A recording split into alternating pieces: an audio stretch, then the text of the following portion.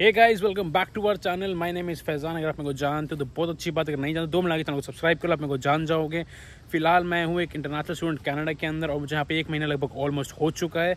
और इस 1 महीने के अंदर मैंने काफ़ी कुछ देखा है, जाना है, समझा है। तो उसी के बेसिस पे मेरे को काफ़ी सारे क्वेश्चंस आ रहे थे कमेंट सेक्शन में कि यार यहाँ पे आना वर्थ है या नहीं है, क्या प्रोसेस क्या है यहाँ पे आने का। सबसे पहले तो वही इस वीडियो के अंदर हम प्रोसेस को जानने वाले हैं कि स्टार्टिंग से पॉइंट ए से पॉइंट जी तक कैसे पहुँचना है। आप इंडिया से कनाडा कैसे आ सकते हो, या फिर किसी भी होम कंट्री से आप कनाडा कैसे आ सकते हो, उसका जो क्या प्रोसेस है वो इस वीडियो में पूरा एक्सप्लेन होने वाला है।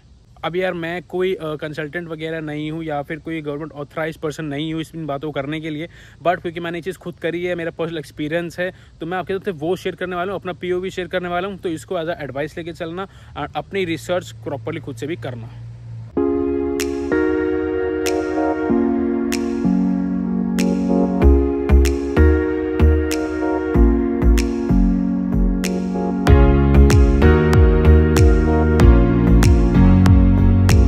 तो गाइज, ये मैं अज्यूम करके चल रहा हूँ अभी कि आप लोगों ने अपनी सारी कंट्रीज को एनालाइज कर लिया है एंड आपने कनाडा को एज अपनी ड्रीम कंट्री चूज करा है।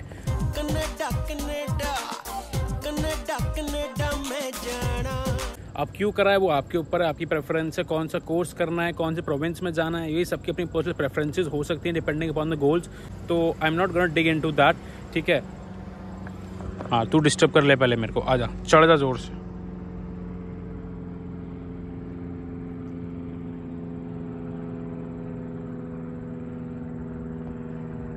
मैं ये मान के चल रहा हूँ कि आप लोगों ने प्रोविंस भी चूज़ कर लिया, अपने आपने कोर्स भी चूज़ कर लिया है। अब प्रोसेस क्या है अप्लाई करने के लिए उस कोर्स में, कॉलेज में अंदर, एंड बाकी चीज़ें क्या है, तो ये बात करते हैं।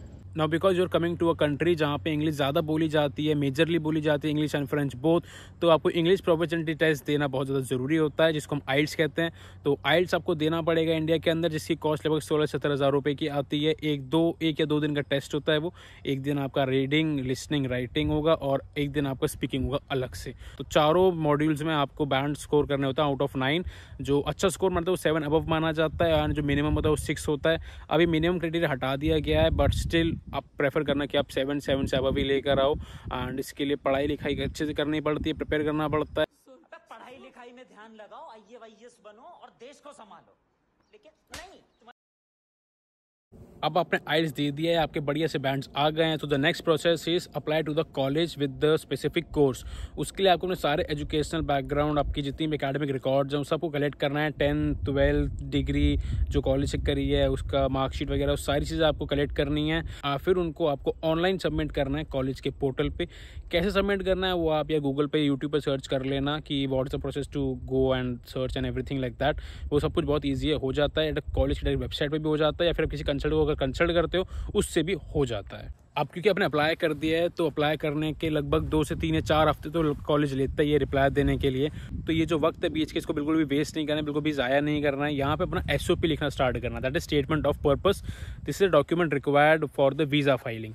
अब इसके अंदर आपको बेसिकली अपना पर्पस समझाना होता है भाई वीज़ा ऑफिसर को कि आप क्यों कनाडा आना चाहते हो, आपने क्यों कनाडा चुना है, क्यों ये वाला कोर्स चुना है, अपने जो बैकग्राउंड पहले पढ़ रखा है उसके बाद आपको यही वाला कोर्स और क्यों करना है, आपके फ्यूचर गोल्स क्या हैं, एंड आप वापस इंडिया आओगे या नहीं आओगे। ये मेन पॉइंट है जो जिससे वो इंप्रेस होने वाला है। तो उसमें आपको प्रॉपर लिखना होता है कि हाँ भाई मेरे पास अच्छे फाइनेंशियल रूट्स हैं इंडिया में, और फाइनेंशियल के बाद भी मेरे पास और भी चीज़ें हैं जो मुझे वापस इंडिया लेकर आएंगी। मतलब बेसिकली मेरा बिजनेस है अच्छा, या फिर मेरे पास जॉब है अच्छी, या फिर मेरे पास घर बार अच्छा है, मैं वापस ज़रूर आऊँगा आफ्टर फ्यू ईयर्स। ये आपको ज़रूर बताना होता है SOP के अंदर, अदरवाइज दिक्कत हो सकती है। भाई पेड़ देख रहे हो, फॉल आना स्टार्ट हो चुका है। यहाँ पे पेड़ हले नीले पीले होने वाले हैं, सारे कलर होने वाले हैं। देखो पत्ती नीचे भी गिरने शुरू हो गई हैं। सो कॉन्ग्रेचुलेशंस, आपका फॉल सेमेस्टर में ऑफर लेटर आ चुका है। ठीक है, मैं मान के चलो फॉल में आ रहे हो आप, क्योंकि ज़्यादा लोग फॉल में ही आते हैं। तो अब ऑफर लेटर आ चुका है। अब आपको फटाफट से कॉलेज की वेबसाइट जाकर लॉग इन करना है और ऑफर को कन्फर्म करना है, क्योंकि 1-2 हफ्ते का टाइम मिलता है आपको ऑफर एक्सेप्ट करने के लिए, अदरवाइज सीट आपको किसी और को दे दी जाती है। तो इसीलिए फटाफट सबसे पहले ऑफर कन्फर्म करो। कन्फर्म करने के बाद आपको एक ऑफर लेटर रिसीव होगा, जिसमें आपकी फीस वगैरह सब कुछ लिखा हुआ हो, कितनी फीस देनी है, क्या प्रोसीजर है फीस सबमिट करने का, कौन सा प्लेटफॉर्म यूज़ करना है फीस सबमिट करने के लिए। तो आप नेक्स्ट स्टेप समझ ही गए होगे। कन्फर्म द ऑफर, पे द फीस। अब डिपेंड करता है कौन से वीज़ा की तरफ आप जाते हो, SGS में जाते हो फिर नॉन SGS में जाते हो। प्रेफरेबली गो फॉर SDS, जहाँ पे आपको फर्स्ट ईयर की फ़ीस सबमिट करनी पड़ती है पूरी फर्स्ट एंड सेकंड सेमेस्टर की। अब वो फीस सबमिट होती है आपके फ्लाईओवर के थ्रू या फिर किसी भी अदर मेथड के थ्रू, इंटरमीडिएट के थ्रू, जो आपको कॉलेज आपको बोलता है करने के लिए। फीस के बाद आपको सबमिट करनी होती है आपकी GIC, गारंटीड इन्वेस्टमेंट सर्टिफिकेट, जो मिनिमम $10,000 की होती है, जो आपको यहाँ पे आने के बाद मिलती है। सबसे पहले आपको 2,000 अकाउंट में मिलती है यहाँ पे आने के बाद, फिर आपको $600 या $700 हर महीने आपके अकॉर्डिंगली GIC के अकॉर्डिंग मिलती है यहाँ पे आने के बाद, जो ये प्रूफ करती है कि आपका फर्स्ट ईयर का जो एक्सपेंस है वो आप बेयर कर सकते हो यहाँ पे आने के बाद। अब ये 3 चीज़ों की आपको रिसिप्ट मिलेगी, जैसे फर्स्ट सेमेस्टर की फीस रिसिप्ट, सेकंड सेमेस्टर की fees receipt and GIC receipt. अब ये तीनों रिसिप्ट आपके पास आ चुकी हैं और अब आपको फाइल करना है अपना वीज़ा कैसे फाइल करना है भाई, बहुत सिंपल है। जो भी आपने डॉक्यूमेंट्स कॉलेज के ऑफर लेटर के लिए डाले थे वो सारे कलेक्ट करो, अपने ITRs कलेक्ट करो, बैंक स्टेटमेंट्स कलेक्ट करो, बैंक में कितना पैसा है वो सिलेक्ट करो, एंड फीस जो रिसिप्ट्स हैं वो कलेक्ट करो, सारी चीज़ें कलेक्ट करो, एक मस्त सी बढ़िया सी फाइल बनाओ, 2-4 कॉपी बनाओ और वीज़ा फाइल कर दो। That's it. के 10-12 जेरोक्स बना के एक मस्त फाइल बनाओ और बैंक को अपने नेक इरादे बताओ। जी हाँ, मिल जाएगा।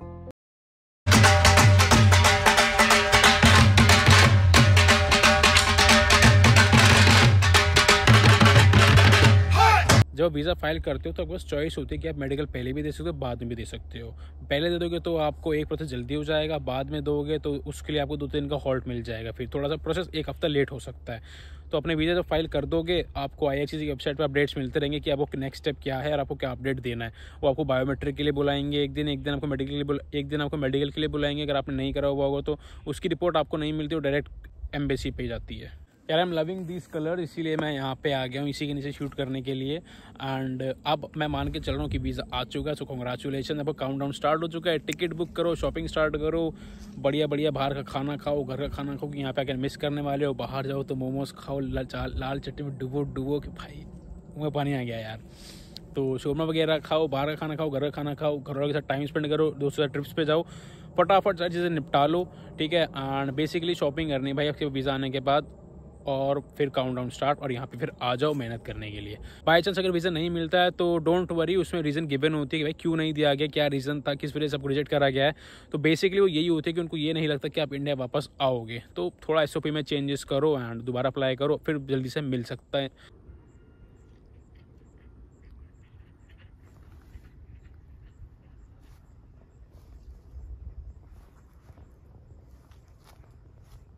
तो that's all from my side भाई। अगर अभी भी कोई डाउट हो कि यार क्या करना होता है, कैसे करना होता है, या फिर कोई भी चीज़ आपके मन में हो जो रह गई हो या मैं नहीं बता पाया अपनी तरफ से, तो do contact me in the comment section और ऑन माई इंस्टाग्राम पे आ रहा होगा। बाकी keep subscribing, keep liking, keep sharing and stay healthy, stay blessed.